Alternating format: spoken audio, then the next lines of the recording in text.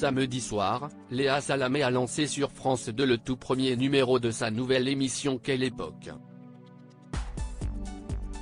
Pour l'occasion, la journaliste a reçu plusieurs différents invités, dont Jean-Luc Mélenchon, Laurence Ferrari, Jean-Paul Rouve ou encore Cindy Bruna. Elle a également accueilli sur son plateau son ancien confrère dont n'est pas couché, Yann Moix.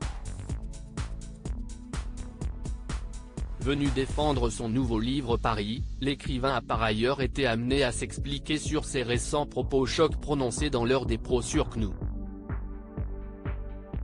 Sans provocation et au premier degré, il assurait souhaiter la mort physique de la totalité de sa famille, en dehors de sa grand-mère.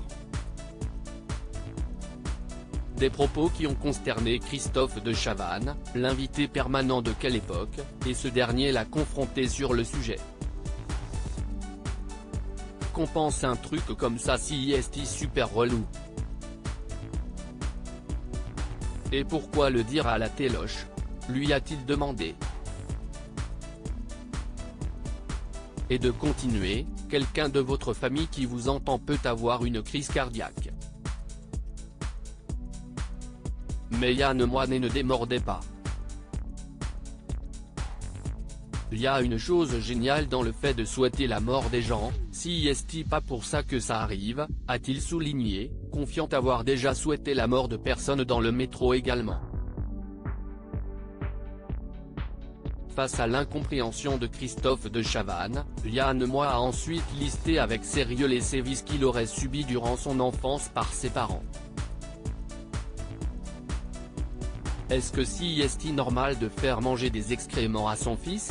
De l'enfermer 4 heures dans la forêt à 3 heures du matin l'hiver? De le faire dormir sur le balcon nu à 5 heures du matin au mois de novembre?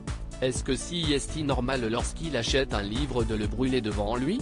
Est-ce que si est normal de lui donner pendant 1h30 des coups de rallonge électrique?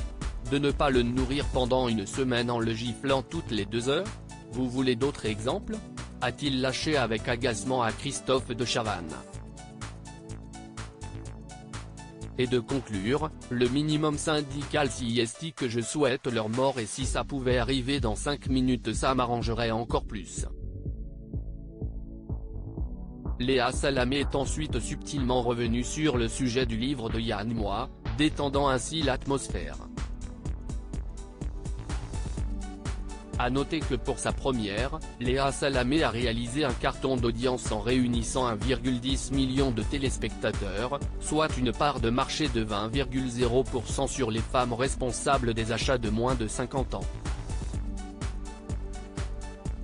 L'an dernier, Laurent Ruquier avait réuni 709 000 téléspectateurs, 11,5% de part d'audience, devant la rentrée dont est en direct.